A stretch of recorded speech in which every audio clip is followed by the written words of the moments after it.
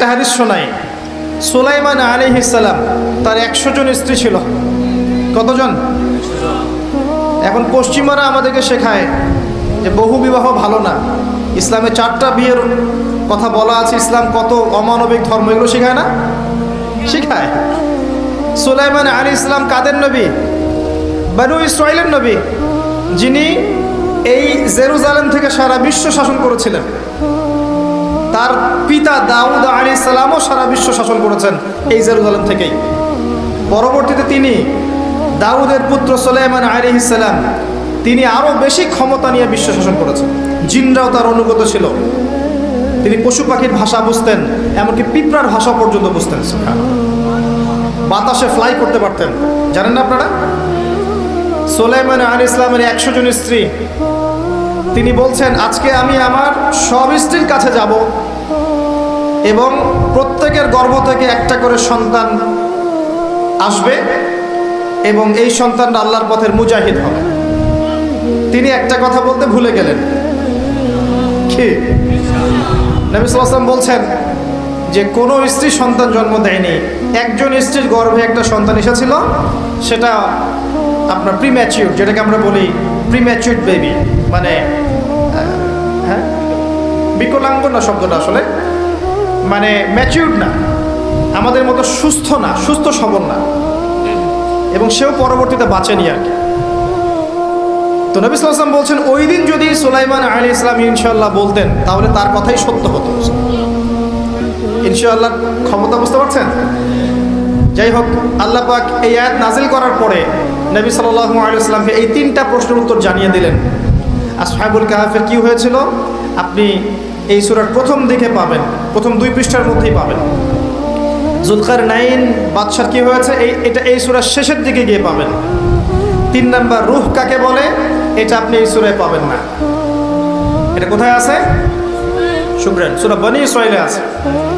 এখানে একটা মেসেজ আছে, 2টার উত্তর একখানে আর একটা অন্য জায়গায় কেন? আমাদের বুঝ হচ্ছে এটাই যে সূরা কাহাফকে বুঝতে হলে আপনার আরেকটা সূরার সহযোগিতা লাগবে, তার নাম সূরা বনী ইসরাঈল। আপনি সূরা বনী ইসরাঈলটা পড়েন, এখানে ইহুদিদের ব্যাপারে অনেক কিছু আছে এবং সূরা কাহাফ আর বনী ইসরাঈলের মধ্যে অনেক আয়াতে মিলও আছে। দুটো একটা পেয়ার, যেমন সূরা ফালাক নাস একটা পেয়ার না? পেয়ার বোঝেন? জোড়া জোড়া। সূরা ফালাক নাস একটা পেয়ার না? জোড়া না? সূরা কাফিরুন, সূরা ইখলাস একই রকম একটা পেয়ার না? এরকম কিন্তু সূরা এই যে ওয়াদ-দুহা ওয়াল-লাইলি ইযা সাজা, এই সূরা, তারপরে সূরা আলাম নাশরাহ লাকা সাদরাক, একটা পেয়ার মনে হয় না? এরকমই সূরাতুল বনী ইসরাঈল, সূরা কাহাফ একটা জোড়া। তো আমি বনী ইসরাঈলের দিকে আপনাদেরকে ফোকাস করতে বলিনি আজকে, আমি বলেছি আপনারা সূরা কাহাফটা পড়বেন অন্তত। এই 3টা ঘটনার পাশাপাশি সূরা কাহাফে আরও কিছু আছে। সূরা কাহাফে 2 জন ব্যক্তির ঘটনা আছে, যেই 2 জন ব্যক্তির মধ্যে একজন ধনী ছিল আর একজন গরিব ছিল। ধনী বন্ধু বস্তুবাদী ছিল, দুনিয়াদার এবং আল্লাহ বিরোধী, আর গরিব বন্ধু ছিল আল্লাহওয়ালা মানুষ, দুনিয়াদার না, আল্লাহওয়ালা মানুষ। আল্লাহ পাক এই 2 বন্ধুর কথোপকথন এবং ধনী বন্ধুর কি পরিণতি হয়েছে শেষমেশ, এটা এই সূরার মধ্যে বলেছেন। এটা একটা চমৎকার গল্প। ঠিক ধনী বন্ধু এবং গরিব বন্ধুর গল্প বলার পরে আল্লাহ পাক দুনিয়ার জীবনের উদাহরণ দিয়েছেন। দুনিয়ার জীবনটাও ঠিক এমনই, ঠিক ধনী বন্ধুটা দুনিয়াকে যেমন ভেবেছিল দুনিয়াটা এমনই। যাই হোক, এই সূরা আরও আছে ইয়াজুজ আর মাজুজের কথা, নাম শুনেছেন? শেষ জামানায় বিশাল একটা ফিতনা আসবে, তার নাম কি? ইয়াজুজ আর মাজুজ। ওরা না আসা পর্যন্ত কিয়ামত হবে না। আর আমরা দেখতে পাচ্ছি অলরেডি কিছু সভ্যতার মধ্যে তাদের খাসলত বা চরিত্র দেখা যাচ্ছে। আমি বলছি না যে ওরাই ইয়াজুজ মাজুজ, এটা বলছি না, স্বভাব চরিত্র বলছি। কি চরিত্র? ইন্না ইয়াজুজ ওয়া মাজুজ মুফসিদুনা ফিল আরদ। ইয়াজুজ আর মাজুজ সম্পর্কে 2টা আয়াত আছে মাত্র কোরআনে, মাত্র 2টা। একটা সূরা আম্বিয়ার মধ্যে আর একটা হচ্ছে সূরা কাহাফের মধ্যে। সূরা কাফে আল্লাহ পাক বলছেন ইন্না ইয়াজুজ ওয়া মাজুজ মুফসিদুনা ফিল আরদ। ইয়াজুজ আর মাজুজের চরিত্র হচ্ছে তারা দুনিয়াতে ফিতনার ফাসাদ সৃষ্টি করেছে। কি করেছে? তাহলে যারা এখন সারা বিশ্বব্যাপী ফিতনার ফাসাদ সৃষ্টি করছে তাদের চরিত্র কার সাথে তুলনা করা যায়? এটি কি অপরাধ হবে? এই সূরার মধ্যে এটা আছে। এই সূরার মধ্যে আরো আছে একটা বিশাল ঘটনা এবং সবচেয়ে ইম্পর্টেন্ট ঘটনা, সেটা হচ্ছে নবী মূসা আলাইহিস সালাম এবং খিদর আলাইহিস সালামের ঘটনা। নবী মূসা আলাইহিস সালাম ভাষণ দিচ্ছিলেন এবং জনগণের মধ্যে একজন বললেন, আপনি তো অনেক চমৎকার ভাষণ দিচ্ছেন, আপনার চেয়ে কোনো জ্ঞানী মানুষ কি আছে? নবী মূসা আলাইহিস সালাম বলেছেন, না, নেই। আল্লাহ পাক ধরলেন, ওই যে নবীদের ভুল আল্লাহ পাক ধরেন, তোমার চেয়ে জ্ঞানী মানুষ আছে আমার আরেকজন বান্দা, তার নাম খিদর, সে তোমার চেয়ে অনেক বেশি জ্ঞানী। নবী মূসা আলাইহিস সালাম বললেন, আমি তার সাথে মিট করতে চাই, কোথায় তাকে পাবো? আল্লাহ পাক বললেন, একটা মাছ নাও, মাছ, এই মাছটা যেখানে গিয়ে জীবন্ত হয়ে যাবে এবং যেখানে দুইটা সাগর মিলিত হবে এখানেই তুমি তাকে পাবে। তিনি সফর করা শুরু করলেন। সফর করতে করতে করতে করতে এক পর্যায়ে ক্লান্ত হয়ে পড়লেন, রাস্তা ভুল করলেন। তার সঙ্গীকে বললেন, খাবার নিয়ে আসো। তার সঙ্গীর নাম ছিল ইউশা বিন নুন, যিনি পরবর্তীতে নবী হয়েছিলেন। তিনি বললেন, খাবার চলে গেছে মাছে পানির মধ্যে, আমি আপনাকে বলতে ভুলে গিয়েছিলাম। নবী মূসা আলাইহিস সালাম বলছেন, বলো কি? ওই জায়গায় তো সেই জায়গা যেখানে আমি তাকে পাবো, চলো সেখানে। আবার ফিরে আসতে হলো সেই জায়গায়। এসে দেখলেন পাথরের উপরে একজন ব্যক্তি বসে আছেন, তার নাম খিদর বা শ্যামল। খিদর মানে শ্যামল। তিনি যেখানে বসতেন সেই জায়গা সবুজ শ্যামল হয়ে যেত। তাকে আল্লাহ পাক তার পক্ষ থেকে জ্ঞান শিক্ষা দিয়েছিলেন। ওয়াল্লামনাহু মিন লাদুন্না ইলমা, ওই ব্যক্তিকে আমি আমার পক্ষ থেকে জ্ঞান শিক্ষা দিয়েছিলাম। সুবহানাল্লাহ, আল্লাহর পক্ষ থেকে জ্ঞান মানুষকে শিক্ষা দেওয়া হয়েছে। কয়েকজন ব্যক্তি আছেন কোরআনে যারা সরাসরি নবী ছিলেন কিনা এটা নিয়ে দ্বিমত আছে, কিন্তু আল্লাহর পক্ষ থেকে তাদেরকে জ্ঞান এবং প্রজ্ঞা দেওয়া হয়েছিল, কোনো দ্বিমত নাই। তার মধ্যে একজন খিদর, একজন লুকমান হাকিম, আর একজন যুলকারনাইন আলাইহিমুসসালাম। আসুন, খিদর আলাইহিস সালামকে গিয়ে নবী মূসা আলাইহিস সালাম বলছেন, হাল আত্তাবিউকা আলা আন তুআল্লিমানি মিম্মা উল্লিমতা রুশদা, আমি কি তোমার ইত্তেবা করতে পারি এই শর্তে যে আল্লাহ আপনাকে যে জ্ঞান শিখিয়েছেন সেটা আমাকে শেখাবেন? খিদর আলাইহিস সালাম বললেন, ইন্নাকা লান তাস্তাতিআ মাইয়া সাবরা, তুমি আমার সাথে ধৈর্য ধরতে পারবে না। নবী মূসা আলাইহিস সালাম বললেন, সাতাজিদুনি ইনশাআল্লাহু সাবিরান ওয়া লা আ'সি লাকা আমরা, ইনশাআল্লাহ আমি ধৈর্য ধরবো, আমাকে আপনার কাজে বিঘ্ন সৃষ্টিকারী পাবেন না। ঠিক আছে, ইনশাআল্লাহ বলেছো, চলো এখন। কিন্তু নবী মূসা আলাইহিস সালাম ধৈর্য ধরতে পারেন নাই। শেষে গিয়ে আপনি দেখতে পারবেন খিদর আলাইহিস সালাম আগেই সেটা বুঝতে পেরেছিলেন, যার কাছে আল্লাহর পক্ষ থেকে জ্ঞান থাকে সে অনেক দূর পর্যন্ত দেখতে পারে। আমি কি বোঝাতে পারছি? পথ চলা শুরু হলো, ফানতালাকা, তারা হাঁটতে থাকলেন। একবার নৌকা ফুটা করে দেয়া হলো, শর্ট করে বলছি আমি।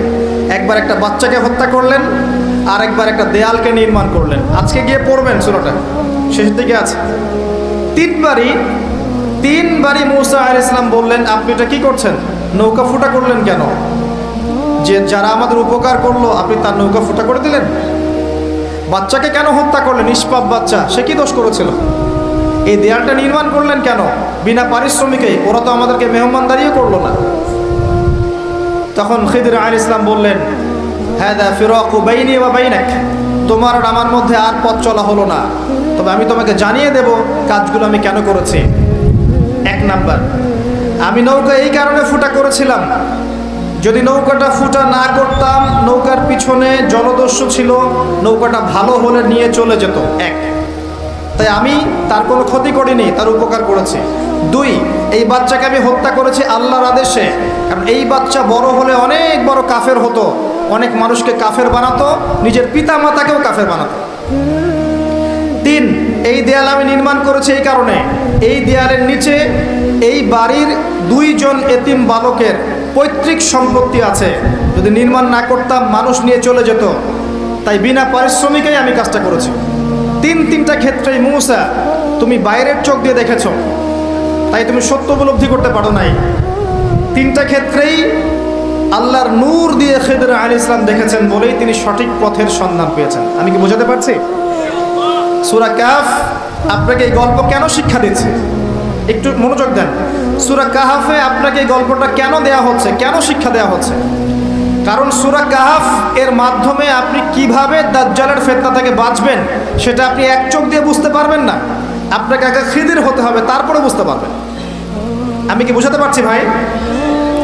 আগে আমাদেরকে খিদির আলাইহিস সালামের মতো হতে হবে, দুই চোখওয়ালা, যার শুধু বাইরের চোখ ছিল না, ভিতরের চোখও ছিল এবং জীবন্ত কলব ছিল, কলবে নূর ছিল, অনেক দূর পর্যন্ত দেখতে পারতেন কি হচ্ছে সামনে, কি হতে যাচ্ছে।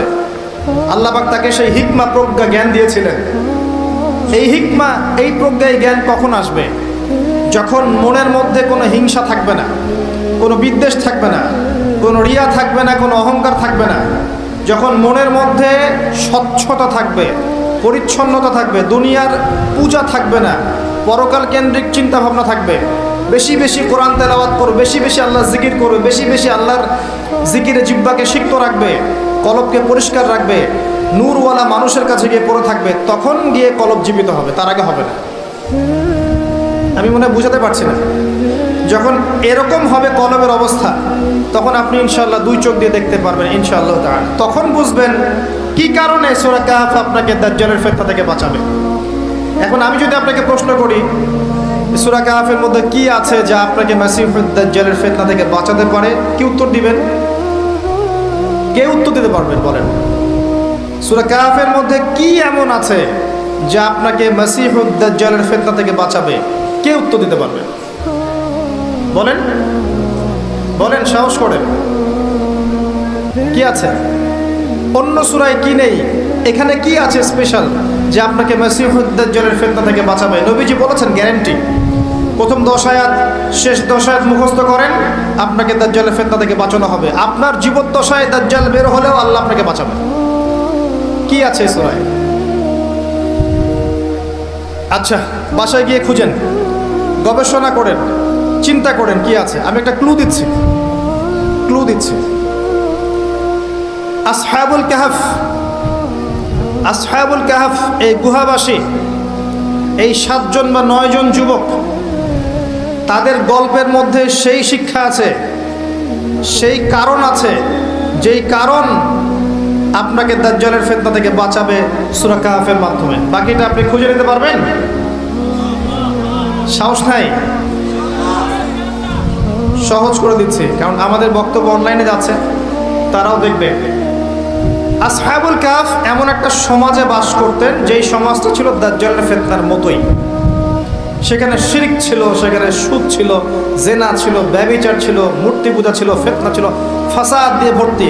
আসহাবুল কাহফ এমন একটা সমাজের মধ্যে থাকতেন, ঠিক এখনকার বিশ্বের মতোই অনেকটা। কথা কি বুঝতে পারছেন? ঠিক এখনকার বিশ্বের মতোই অনেকটা, যেখানে ফাসাদ, এখানে প্রতিটা ক্ষেত্রেই ফাসাদ, শিরক আছে, হারাম আছে, জুয়া আছে, দুর্নীতি আছে, আপনার মুসলিমদের বিভক্তি আছে, বেদাত আছে, সুদ আছে, ঘুষ আছে, দুর্নীতি আছে, জেনা আছে, ব্যভিচার আছে, কি নাই? সব আছে। কি নাই? নাই কি বলেন তো? সমকামিতাও আছে, মেয়েও মেয়েকে বিয়ে করতে চায় এখন। এরপরে কি হবে জানেন?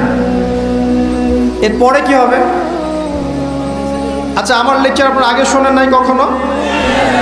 সমকামিতার কথা বলেছিলাম, আর পরের স্টেপটাও বলে যাচ্ছি, শোনেন। ফেমিনিস্ট রেভলিউশনের মাধ্যমে নারী পুরুষের এই যে আমরা একাকার একটা ফ্রি মিক্সিং করেছি না, এগুলোর মধ্য দিয়ে আস্তে আস্তে আস্তে আস্তে নারীর সম্মান কমে গেছে, 1 নাম্বার। 2 নাম্বার, বৈবাহিক সম্পর্কগুলো ঠুনকো হয়ে যাচ্ছে দিন দিন। জেনা বেড়েছে, ধর্ষণ বেড়েছে, ব্যভিচার বেড়েছে। আস্তে আস্তে আস্তে আস্তে দেখবেন মেয়েদের প্রতি আকর্ষণ কমে গিয়ে ছেলে ছেলেকে বিয়ে করা শুরু করবে, মেয়ে মেয়েকে বিয়ে করা শুরু করবে। নবী সাল্লাল্লাহু আলাইহি ওয়াসাল্লাম বলেছেন, আমার উম্মতের মধ্যে সমকামিতা ব্যাপকভাবে ছড়িয়ে না পড়া পর্যন্ত কিয়ামত হবে না। কি বুঝলেন? আমার উম্মত যতদিন পর্যন্ত মূর্তি পূজা করছে না ততদিন কিয়ামত হবে না। আর এমন একটা সময় আসবে যখন মসজিদ থাকবে চাকচিক্যময়, হেদায়েত থাকবে না। কোরআন থাকবে বইয়ের মধ্যে, কিতাব আকারে, এর হেদায়েত মানুষের মধ্যে থাকবে না। ইসলামের নামটুকু থাকবে, ইসলামের শিক্ষা থাকবে না, এবং আসমানের নিচে জমিনের উপরে সবচেয়ে নিকৃষ্ট মানুষ হবে তারা যারা এক শ্রেণীর আলেম, যারা দুনিয়ার বিনিময়ে দিনকে বিক্রি করে খায়। টাটকা হাদিস তিরমিজির মধ্যে আছে। আমি আপনাকে বলছি, এই ফিতনাগুলোর পরে এসেছে এই সমকামিতা এবং চাইল্ড অ্যাবিউজিং, বাচ্চাদেরকে ধর্ষণ করা। এরপর দেখবেন মেয়েদের প্রতি আগ্রহ কমতে কমতে বাচ্চাদেরকে মানুষ ধর্ষণ করা শুরু করে। কারণ পর্নোগ্রাফি দেখতে দেখতে মানুষের মাথাটা পশুর মতো হয়ে গেছে। একটা মেয়ের দিকে সে আর সম্মানের চোখে তাকাতে পারে না। একটা মেয়ে বাচ্চাকে কোলে নিলেও সে তাকে মানে কি বলবো, বাচ্চাদের মতো আদর করতে পারে না, নোংরাভাবে আদর করে। আমার কথা বুঝতে পারছেন না মনে হয়। যেভাবে বাচ্চাদের প্রতি ধর্ষণ বেড়েছে, এটা কি আগের 100 বছরে ছিল ভাই? ছিল? আর যারা এগুলো করেছে এদের সবার কি বিচার হয়েছে? যদি এভাবে বিচার না হয় তারা কি উৎসাহিত হবে না? এখন ইসলাম যে বলেছে এদের বিচার প্রকাশ্যে করতে হবে, ইসলামকে অপমান করেছে? ইসলাম কি অন্যায় করেছে কোনো? ইসলাম কি মানবতা গর্হিত কোনো কাজ করেছে? এরপর কি হবে সেটাও শোনেন। চাইল্ড অ্যাবিউজিং বাড়বে, তারপরে আসবে, এটা বলতে আমার ঘৃণা লাগছে কিন্তু এটা হবে, এটা আপনি লিখে রাখতে পারেন ইনশাআল্লাহ। ওয়ামা তাওফীকি ইল্লা বিল্লাহ আলাইহি তাওয়াক্কালতু ওয়া ইলাইহি উনীব। আমি আল্লাহর প্রতি তাওয়াক্কুল করে কথা বলছি, ভুল হলে আমার পক্ষ থেকে, সঠিক হলে আল্লাহর পক্ষ থেকে। মানুষ জীবজন্তুর সাথে জেনা করা শুরু করবে, মানুষ জীবজন্তুর সাথে জেনা করবে। রেকর্ড হচ্ছে, আজকে থেকে 5 বছর পরে দেখে নিতে পারো ইনশাআল্লাহ। আল্লাহু আ'লাম। আমি ভবিষ্যৎ বক্তা নই। বর্তমান সম্পর্কে যারা ওয়াকেফহাল নয় তাদের কাছে বর্তমানকে মনে হয় ভবিষ্যৎ। যারা বর্তমান সম্পর্কে ওয়াকেফহাল তারা বুঝতে পারবে এগুলো ভবিষ্যৎবাণী নয়, এগুলো বর্তমান চলছে। আসেন ওইদিকে আমরা না যাই। তো আসহাবুল কাহফের সমাজটা ঠিক এমন ছিল, একদম জাহিলিয়াতিপূর্ণ, ঠিক দাজ্জালীয় সভ্যতার মতোই, যে দাজ্জাল থেকে আপনি পালাতে যাচ্ছেন। এই বেচারারা কি করলো? এই বেচারারা ছিল ওই সময়কার প্রশাসনের উচ্চ পদস্থ কর্মকর্তার ছেলে। আল্লাহর কি কাজ! যেমন তেমন মানুষ ছিল না তারা, প্রশাসনের উচ্চ পদস্থ কর্মকর্তাদের ছেলে ছিল তারা, এই 7 জন বা 9 জন যুবক। আল্লাহ পাক তাদেরকে ইমানের নূর দিলেন, তারা ইসলাম কবুল করলো। সুবহানাল্লাহ। ইসলাম কবুল করে ইমানকে গোপন করে রাখলো। গোপন করে রেখে তারা ভিতরে ভিতরে দাওয়াতি কাজ করত।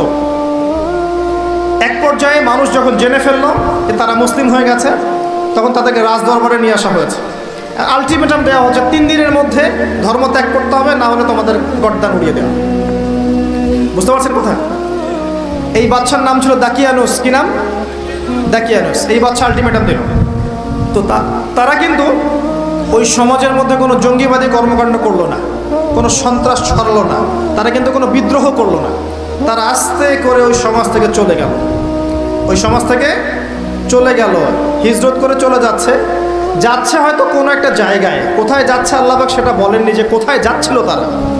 আল্লাহ পাক শুধু বলেছেন তারা এখান থেকে ফিতনা থেকে বের হয়ে, ফিতনাময় পরিবেশ থেকে বের হয়ে, সাথে একটা কুকুর ছিল, কুকুর, এই কুকুরকে নিয়ে তারা চলে যাচ্ছে বাড়িঘর সহায় সম্পত্তি সব ছেড়ে দিয়ে ঈমান নিয়ে কোথাও চলে যাচ্ছে এই ফিতনাময় পরিবেশ থেকে অনেক দূরে, ডিসকানেক্টেড।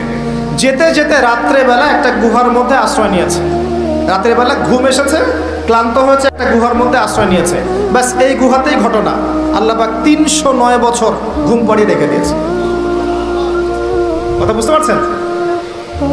এরপরে তারা যখন জাগনা পেল, আল্লাহ পাক 309 বছর পর যখন জাগ্রত করলেন, উঠে তারা বলছে একজন একজনকে যে কাম লাবিসতুম, কতদিন ঘুমিয়েছিলাম? একজন বলছে লাবিসনা ইয়াওমান আও বা'দা ইয়াওম, একদিন ঘুমিয়েছি বা একদিনে কিছু অংশ ঘুমিয়েছি। আরেকজন বলছে রব্বুকুম আ'লামু বিমা লাবিসতুম, আল্লাহই ভালো জানে আমরা কতদিন ঘুমিয়েছি। যাই হোক, এই মুদ্রাগুলো নাও, এই মুদ্রাগুলো নাও, নিয়ে বাজারে যাও, বাজারে গিয়ে ফালিয়ানজুর আইয়ুহা আসকাতু আমা, দেখো যে পবিত্র খাবার কোনটা আছে নিয়ে আসো, আমরা ক্ষুধার্ত। ঘুম থেকে উঠে এতটুকু বলেছে আমরা ক্ষুধার্ত, আমরা কতদিন ঘুমিয়েছিলাম, ব্যাস এতটুকু। আর তারা তো জানে যে আমরা এই পথ দিয়ে এসেছি গতকাল, কবে? তারা তো জানে না 309 বছর পার হয়ে গেছে, জানে? তাই মুদ্রা দিয়ে পাঠাচ্ছে, যাও খাবার নিয়ে আসো, ক্ষুধা লাগছে। কতদিন ঘুমিয়েছিলাম সেটা নিয়ে পরে ডিসকাস করা যাবে, আগে খাই, আগে ক্ষুধার্ত, আগে খাই। আচ্ছা, এবার বাই দ্য ওয়ে, ওই যে মুদ্রাটা সাথে করে নিয়ে সে বাজারে গেল, গিয়ে সেই মুদ্রা দিয়ে রুটি কিনতে যাচ্ছে, রুটি, এবং রাস্তাঘাট তার কাছে অপরিচিত মনে হচ্ছে, যে এই রাস্তায় তো আগে আসছে বলে মনে হচ্ছে না, আমরা তো রাস্তা খুব ভালো করে চিনি, এখানে তো এগুলো ছিল না। মনে করেন আপনি এখানে ঘুমিয়ে গেলেন, 309 বছর পর আল্লাহ পাকে আপনাকে উঠালেন, ওঠার পর আপনার কী অবস্থা হবে? কী অবস্থা হবে? চিনবেন কিছু আশপাশের? আপনি তো মনে করুন স্বপ্ন দেখছেন আপনি, অথবা আপনি পাগল হয়ে গেছেন, তাই না? ওদেরও সেম অবস্থা হলো। এই বেচারা যে বাজারে গিয়েছে মুদ্রা নিয়ে, ওর তো অবস্থা খারাপ। কি অবস্থা, আমি কোথায় আসলাম? যাই হোক, মুদ্রা দিয়েছে, রুটি কিনতে চাচ্ছে। এবার মুদ্রাটা দেখে রুটিওয়ালা বলছে যে এই গুপ্তধন কোথায় পাইছো, ঠিকঠাক বলো, নাহলে কিন্তু পুলিশের হাতে তুলে দেবো। গুপ্তধন কোথায় পাইছো? এ বলে যে কিসের গুপ্তধন? আমরা এখানকার প্রশাসনের ছেলে, এইটা আমাদের টাকা, গুপ্তধন পাবো কোথায়? গতকালকে এখান থেকে বের হয়েছি, গুহায় রাত কাটালাম, আজকে চলে আসি। এ বলছে পাগল হয়ে গেছে, এখানে তো দাকিয়ানুস বাদশার সিলমোহর দেওয়া আছে, আর দাকিয়ানুস বাদশা তো 300 বছর আগে মারা গেছে, আমাকে পাগল মনে করো? এগুলো বলছে সে। এবার চিন্তা করেন ওই ব্যক্তির কি অবস্থা। কথা কি বুঝতে পারছেন? ঘটনা কি মজার না? অ্যামেজিং ব্যাপার। আল্লাহ পাক তাই বলছে, আম হাসিবতা আন্না আসহাবাল কাহফি ওয়ার রাকিম কানু মিন আয়াতিনা আজাবা। হে নবী, আপনি কি ভেবেছেন আসহাবুল কাহফের ঘটনাটা অদ্ভুত বিস্ময়কর ঘটনা ছিল? আসলেই তাই ছিল, আসলেই তাই ছিল। একটু ক্লু দিয়ে আপনাকে মাথায় একটু নাড়া দেই। 309 বছর পরে একটা মুদ্রা নিয়ে বাজারে গিয়েছে। কত বছর পরে? তো 309 বছর ওই মুদ্রা পকেটে নিয়ে ঘুমানোর পরেও সেই মুদ্রার মান কিন্তু কমে যায়নি। আমি কি বুঝাতে পারছি? 309 বছর ওই মুদ্রা পকেটে নিয়ে ঘুমানোর পরে মুদ্রার মান কিন্তু কমে যায়নি, টাকার মান কিন্তু কমে যায়নি। আমার পকেটে কয় টাকা আছে দেখি। বেশি টাকা নাই ভাই, একটা 1000 টাকার নোট দেখতে পারবো। এটা নিয়ে আমি যদি 300 বছর ঘুমাই, 300 বছর পর এই 1000 টাকার মান কি 1000 টাকা থাকবে? কোথায় যাবে সেই মান? এই 1000 টাকা উপার্জন করতে আমাকে যে শ্রম এবং সময় দিতে হয়েছে, যদি এর মান কমে যায়, তাহলে সেই শ্রম এবং সময় কি নষ্ট হবে না? তাহলে আমার শ্রম এবং সময় কে চুরি করে খাচ্ছে? আমি কি বুঝাতে পারছি না? 309 বছর ঘুমিয়ে থাকার পরেও তাদের মুদ্রার মান কমে যায়নি। কিসের মুদ্রা ছিল এটা? আমার 1000 টাকার মতো? কিসের মুদ্রা ছিল? স্বর্ণের বা রৌপ্যের? আর আপনারা জানেন কি না যে বর্তমান পশ্চিমা সভ্যতা ক্ষমতায় আসার পরে তারা বাজার থেকে, অর্থনীতির বাজার থেকে স্বর্ণ মুদ্রা, রৌপ্য মুদ্রাকে হারাম করে দিয়েছে। আপনি সেটা দিয়ে ডিল করতে পারবেন। আর আল্লাহ পাকের হালালকে কেউ হারাম করলে কি হয়, আর আল্লাহর হালালকে কেউ হারাম করে নিলে কি হয়, এটা আমার চেয়ে আপনারা ভালো জানেন। যাই হোক, কিছু করার নাই, আমি জাস্ট বললাম, কিছু করার নাই আপনার আমার, কিন্তু জাস্ট জেনে রাখা তো ভালো, জানা ভালো না? ইউসুফ আলাইহিস সালামকে কি দিয়ে কেনা হয়েছিল? বিকাশের মাধ্যমে। কিভাবে? সুবহানাল্লাহ। এই যে খিদির আলাইহিস সালাম দেয়াল নির্মাণ করছেন, দেয়াল নির্মাণ করছেন, নিচে ওই বাপদাদার পৈতৃক সম্পত্তি আছে রেখে যাওয়া। সেগুলো কিসের? ধাতুর। কোন ধাতুর? সেগুলো ইলেকট্রনিক মানি, ক্রিপ্টোকারেন্সি, বিটকয়েন। ইসলামে যে মুদ্রা বলে কিছু আছে, এটাও এখন মানুষকে বোঝাতে হয়। আর অনেক সময় দাড়ি টুপিওয়ালা মানুষও বলবে যে এসব আবার কি জিনিস, ইসলামিক কারেন্সি আবার কি জিনিস। সবই জায়েজ, ফাইন, আমি তো তর্ক করতে চাই না, এগুলো পছন্দ করি না। যেটা আপনার কাছে জায়েজ মনে হচ্ছে আপনি করতে থাকেন, কিন্তু অ্যাটলিস্ট আমরা আকীদা লালন করছি যে আসহাবুল কাহফের ওই মুদ্রা, নবী সাল্লাল্লাহু আলাইহি ওয়াসাল্লামের সময়কার দিনার দিরহাম, এবং এই যে ইসলামিক কারেন্সিগুলো কোরআনে বলা আছে, এগুলো বর্তমান সময় চলমান বিষয়ের চেয়ে 1000 গুণ বেশি ভালো, যার মান কখনো কমে যাবে না ইনশাআল্লাহ। যাই হোক, কিছু করার নাই, জেনে রাখলেন এতটুকুই। এবার সেই ব্যক্তিকে বাদশার কাছে নিয়ে যাওয়া হলো। এবার সে বাদশার কাছে গিয়ে দেখছে যে আমি যার সন্তান, এ তো আমার বাবা নয়, দাকিয়ানুস বাদশা তো এটা নয়। এই বাদশা কোত্থেকে আসলো? এই বাদশা কিন্তু আল্লাহ বিশ্বাস করে। এই সভ্যতাটা ওই 300 বছর আগের সভ্যতার মতো নয়। এরা আল্লাহকে বিশ্বাস করে, ইসলামিক বিষয়গুলো মেনে চলে, কিন্তু পরকালে বিশ্বাস করে না যে আল্লাহ মৃত্যুর পরেও পুনরুজ্জীবিত করাতে পারেন, এটা বিশ্বাস করে না। এবার এই বাচ্চা, দ্বিতীয় বাচ্চা বলছে 300 বছর পরের, যে তোমরা কি সেই 7 জন বা 9 জন যুবক যারা 300 বছর আগে এখান থেকে চলে গিয়েছিল? এবার এই ব্যক্তির বুঝে আসলো যে হ্যাঁ, হয়তো বা অনেক সময় পার হয়ে গেছে। দাকিয়ানুস বাচ্চা কোথায়? 300 বছর আগে মারা গেছে, তার মানে তো 300 বছর পার হয়ে গেছে। হ্যাঁ, আমরাই সেই যুবক। তোমার বাকি সাথীরা কোথায়? বাকি সাথীরা গুহায় আছে। আমরা কি যেতে পারি? হ্যাঁ, যেতে পারেন, চলেন। সবাই গিয়ে দেখলেন হ্যাঁ, বাকি সাথীরা গুহার মুখে দাঁড়িয়ে আছে। 300 বছর পরে আল্লাহ পাক 9 জন যুবককে ঘুম থেকে উঠিয়ে একটা পুরো সভ্যতাকে হেদায়েত দিলেন যে পরকাল বলতে কিছু আছে, যে আল্লাহ 300 বছর ঘুম পাড়ানোর পরে মানুষকে জীবিত করতে পারেন। নিঃসন্দেহে সে আল্লাহ মৃত্যুর পরে মানুষকে বলেন পুনরুত্থিত করতে পারেন। কোনো সন্দেহ আছে?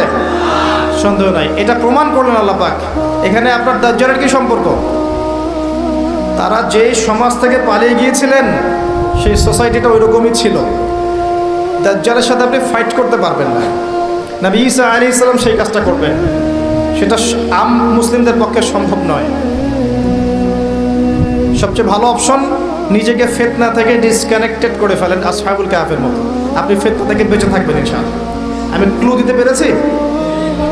আমর ইবনে আস রাদিয়াল্লাহু আনহু বলছেন, ইয়া রাসূলুল্লাহ, যখন ফিতনার যুগ আসবে আমি কি করব? নবী সাল্লাল্লাহু আলাইহি ওয়াসাল্লাম বলছেন, তখন তুমি কম কথা বলবে। 1 নাম্বার, তুমি বেশি মানুষের সাথে কথা বলবে না। 2, তুমি বেশি মানুষের সাথে মেলামেশা করবে না। 3, তুমি ঘরে থাকবে, বাইরে বের হবে না বেশি বেশি। আর 4, তুমি ঘরে বসে বসে তোমার গুনাহের জন্য কান্নাকাটি করতে থাকবে। তুমি সফল হয়ে যাবে। যখন দেখছেন আপনি ঈমান পেয়েছেন, ইসলাম পেয়েছেন, ইসলামের দাওয়াত দিবেন, ইসলামের প্রচার প্রসারের চেষ্টা করবেন, সব ঠিক আছে। কিন্তু যখন দেখছেন চতুর্মুখী ফিতনায় আপনি কোনো মতেই টিকতে পারছেন না, তখন নিজেকে, নিজের পরিবারটাকে নিয়ে সাইড হয়ে যান, আলাদা স্বতন্ত্র থাকেন, নিজের দিন নিজে পালন করেন, ফিতনায় যায় না। আপনাকে আল্লাহ পাক দাজ্জালের ফিতনা থেকে বাঁচাবে ইনশাআল্লাহ। আরো ভালো করে সূরাটা পড়বেন, জুমার দিনে একটা কাজ করবেন, আল্লাহ পাক করার তৌফিক দান করুন, আমিন। আবার বলছি, সকাল সকাল ওই যে সালাতে আদায়ের কথা, 2 নাম্বার দরুদ বেশি বেশি পড়া, 3 নাম্বার দোয়া করা, 4 নাম্বার কি সূরা কাহফ অন্তত একবার অর্থসহ পড়বেন। এটা জুমার দিনের কাজ দিলাম, করবেন তো ইনশাআল্লাহ? আল্লাহ পাক কবুল করুন, আমিন। আর প্রথম 10 আয়াত, শেষ 10 আয়াত, সূরা কাহফের প্রথম 10 শেষ 10 অবশ্যই মুখস্থ করবেন, ওয়াদা করেন। আমি কিছু আয়াত বলে দিচ্ছি, এই আয়াতগুলোকে অবশ্যই মুখস্থ করবেন ইনশাআল্লাহ। আপনার চোখ লাগা, আপনার বদ নজর, আপনার এই জিন ঘটিত সমস্যা, জাদুগ্রস্ততা, তাবিজ কবজ, যাবতীয় ক্ষতি থেকে আল্লাহ আপনাকে বাঁচাবে ইনশাআল্লাহ। নিয়মিত পড়তে হবে, পারবেন? 1 নাম্বার সূরা ফাতিহা। 1 নাম্বার কি? সূরা ফাতিহা। 2 সূরা বাকারার প্রথম 5 আয়াত, আলিফ লাম মিম থেকে শুরু করে প্রথম 5 আয়াত, ঠিক আছে? 3 আয়াতুল কুরসি, 3 আয়াতুল কুরসি 255 নম্বর আয়াত। 4 সূরা বাকারার শেষের 3 আয়াত, সূরা বাকারার শেষের 3 আয়াত। 5 সূরা আলী ইমরানের শেষের 10 আয়াত, সূরা আলী ইমরান শেষের 10 আয়াত। এর পাশাপাশি সম্ভব হলে সূরা কাহফের প্রথম 10 শেষের 10, সূরা কাহফের প্রথম 10 শেষের 10। এরপরে সূরা মুমিনুন, সূরা মুমিনুনের শেষের কিছু আয়াত, 7টা বা 8টা আয়াত। এরপর সূরা জিন, সূরা জিনের প্রথম 10টা আয়াত। এরপর সূরা হাশর, সূরা হাশরের শেষের 3টা বা 4টা আয়াত। এরপর আপনার সূরা মুমিনুন এর প্রথম 10টা আয়াত। এরপরে আছে সূরা কাফিরুন, সূরা ফালাক, সূরা নাস, সূরা ইখলাস। পারা যাবে ইনশাআল্লাহ? এগুলো মুখস্থ করে ফেলতে পারবেন না? রমজান মাসে টার্গেট নেন, এগুলো সব মুখস্থ করবেন ইনশাআল্লাহ, পারবেন না? রমাদান মাস সামনে, কয়েকটা কাজ বেশি বেশি করেন। 1 নাম্বার 5 ওয়াক্ত সালাত মসজিদে পড়বেন, ওয়াদা করেন 5 ওয়াক্ত সালাত মসজিদে পড়বেন। 2 তারাবির নামাজ জামাতে গিয়ে পড়বেন, তারাবির নামাজ জামাতে গিয়ে পড়বেন। 3 রমজান মাসে কম কম খাবেন, কম কম খাবেন, কম কম ঘুমাবেন, কম কম খাবেন, কম কম ঘুমাবেন। সেহরিতে কম খাবেন, ইফতারও কম খাবেন। ওই শ্রেণীর হুজুরদের মতো হয়েন না যারা ইসলামিক লেবাস নিয়ে সুন্নতের কথা বলে, বাট তাদের পেটের মধ্যে সুন্নত নাই। আমি কি বুঝাতে পারছি? এগুলো মুসলিমদের শোভা পায় না।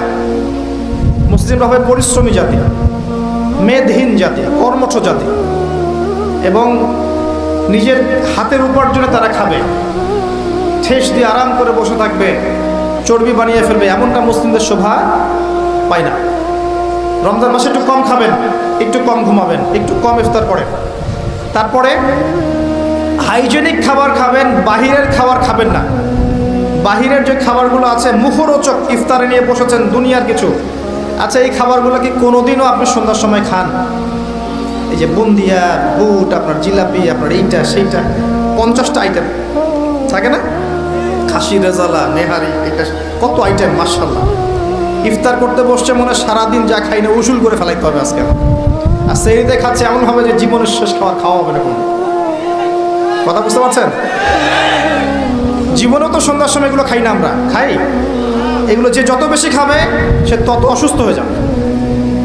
নর্মাল খাবার খান, সিম্পল নর্মাল খাবার খান, বাইরের খাবার অ্যাভয়েড করেন, এগুলো আপনাকে অসুস্থ করে ফেলছে। ম্যানুফ্যাকচার্ড খাবার বেশি খাইতে যায় না। যাই হোক, আসেন বেশি বেশি হাইজেনিক খাবার খান, সুন্নাহসম্মত খাবার খান, পানিও খান বেশি করে, ফ্রুটস খান বেশি করে, আপনি সুস্থ থাকার চেষ্টা করেন, একটু ব্যায়াম করেন, এক্সারসাইজ করেন, হাঁটাহাঁটি করেন, কাজ করেন, ইনশাল্লাহ দেখবেন আপনি সুস্থ আছেন। আল্লাহ পাক তৌফিক দান করেন। রমজান মাসে আপনাদের যাকাতগুলোকে দিয়ে দিবেন, পারবেন ইনশাল্লাহ? যাকাত কারো যেন বাকি না থাকে, এটা আপনার সম্পদে গরিবের হক, পারবেন না? যাকাত অবশ্যই দিতে হবে, এটা ফরজ। রমজান মাসে বেশি বেশি দান সাদাকা করবেন, পারবেন? রমজান মাসে মানুষের ঘরে ঘরে ইফতার পৌঁছে দিবেন, পারবেন? রোজাদারদেরকে বেশি বেশি ইফতার করাবেন, পারবেন? রমজান মাসে ইমাম সাহেব, মুয়াজ্জিন, খতিবদের বেতন ভাতা বাড়িয়ে দিবেন, পারবেন? তাদের বাড়ানোর দরকার হয় না? সব কিছুর দাম বাড়ে, ওদের দাম বাড়ে না? 5-10 হাজার টাকা দিয়ে এখন সংসার চলে? আসলে কি চলে? উনি খুতবা দিবেন, তারাবি পড়াবেন, নামাজ পড়াবেন, মাস শেষে একটা সামান্য গা বাঁচন একটা হাদিয়া দিয়ে দিবেন, সে ঈদ করবে না? তার পরিবারের সারা মাসের খরচ নাই? এগুলো দায়িত্ব কাদের? আমাদের না? এগুলো দায়িত্ব আমাদেরকে নিতে হবে। তাদের পক্ষে কথা বলার মানুষ খুব কম, আমি কথা বলছি। প্রত্যেক মসজিদের ইমাম, প্রত্যেক মসজিদের খতিব, প্রত্যেক মসজিদের মুয়াজ্জিন, তাদের ভাতা রমজানে বাড়িয়ে দিতে হবে, এটা দাবি আমাদের। তারা যদি সঠিকভাবে ফ্রেশ মাথায় কাজ না করতে পারে, তাদের মাথায় যদি ফিকির থাকে, উপার্জনের ফিকির, পরিবার চালানোর ফিকির, তাহলে তো তারা মন দিয়ে দিনে কাজ করতে পারবে না। বাইরের বিশ্বে যখন দেখা যায় একজন বিজ্ঞানী, তাকে বসিয়ে রাখা হয়, রাষ্ট্রীয় ভাতা দেওয়া হয়, তুমি খালি গবেষণা করো, তোমার সব আমরা দেখছি, এরকম ট্রেডিশন আছে। আমাদের এখানে এটা নাই কেন? আল্লাহ পাক আমাদের মনটাকে বড় করুন। রমজান মাসে দান সাদাকা বাড়িয়ে দেন। আরেকটা বিষয় বাড়ান, এটা দিয়ে আমি শেষ করছি। আল কোরআন। রমজান মাস কি কারণে মহিমান্বিত? একটা কারণে, এই মাসে কি নাজিল হয়েছে? শাহরু রমাদানাল্লাযী উনজিলা ফীহিল কোরআন। রমজান সেই মাস যেই মাসে কোরআন নাজিল হয়েছে, আল্লাহর কিতাব নাজিল হয়েছে। ইন্না আনজালনাহু ফী লাইলাতুল কদর। লাইলাতুল কদরেই আমি কোরআন নাজিল করেছি। অতএব এই মাসে ইতিকাফ করার চেষ্টা করেন, লাইলাতুল কদর পাওয়ার চেষ্টা করেন। শুধু 27-এর রাতই জাগবেন না, 21, 23, 25, 27, 29, 5টা রাত কমপক্ষে জাগবেন, পারবেন? এবং এই রমজান মাসে বেশি বেশি দোয়া করবেন। রোজা রাখা অবস্থায় দোয়া কবুল করা হয়। শেষ কথা, রমজান মাসকে কোরআনময় করবেন। যারা কোরআন তেলাওয়াত করতে জানেন না, এই মাসে কোরআন তেলাওয়াত শিখতেই হবে, ওয়াদা করেন। এই মাসে কোরআন তেলাওয়াত শিখতেই হবে, ওয়াদা করেন। যারা কোরআন তেলাওয়াত করতে পারেন, এই আল্লাহর কিতাব প্রত্যেক দিন 1 পারা করে পড়বেন। প্রত্যেক দিন 1 পারা, 30 দিন 30 পারা, 1 মাসে কোরআন খতম হয়ে যাবে, পারবেন ইনশাল্লাহ? প্রত্যেক হরফে 10 নেকি, প্রত্যেক হরফে 10 নেকি, তেলাওয়াত করলেই নেকি। সুবহানাল্লাহ। এত স্পষ্ট করে বলার পরেও মাঝে মাঝে অনলাইনে ঢুকলে দেখি যে আমি নাকি বলেছি কোরআন তেলাওয়াত করলে কোনো নেকিই নাই। বড় বড় আলেম এই কথা যখন বলছেন, আমি অবাক হয়ে যাচ্ছি যে আপনার মতো মানুষ এই কথা বলতে পারে যাচাই বাছাই ছাড়াই। এটার জন্য দায়ী কিন্তু এক শ্রেণীর মিডিয়া। যখন কাট পেস্ট করে অল্প অল্প অংশ দিয়েছে, তারা তো আর পুরো লেকচার দেখার সময় পায় না, ওইটু দেখেছে, দেখে মন্তব্য করা শুরু করেছে। নবী সাল্লাল্লাহু আলাইহি ওয়াসাল্লাম এটাই বলেছিলেন, কাফা বিল মারই কাযিবান ওয়া হুয়া ইয়াকুল কুল্লামা সামিআ। কোনো মানুষের মিথ্যাবাদী হওয়ার জন্য এতটুকুই যথেষ্ট যে যা শুনলো যাচাই বাছাই না করেই প্রচার করা শুরু করবে। স্পষ্ট করে বলছি, কোরআন তেলাওয়াত করেন, প্রত্যেক হরফে 10 নেকি হবে। কোরআন আপনার পক্ষে সাক্ষী দিবে। আলিফ লাম মিম একটা হরফ নয়, 3টা হরফ। কোরআন তেলাওয়াত করে যারা মাহির হয় তারা সম্মানিত ফেরেশতার সাথে হাসর করবে। যারা পড়তে গিয়ে আটকে যায় ওরা ডাবল নেকি পাবে। হাফেজে কোরআন থেকে বলা হবে ইকরা ওয়ারতাক, তুমি পড়ে উঠতে থাকো।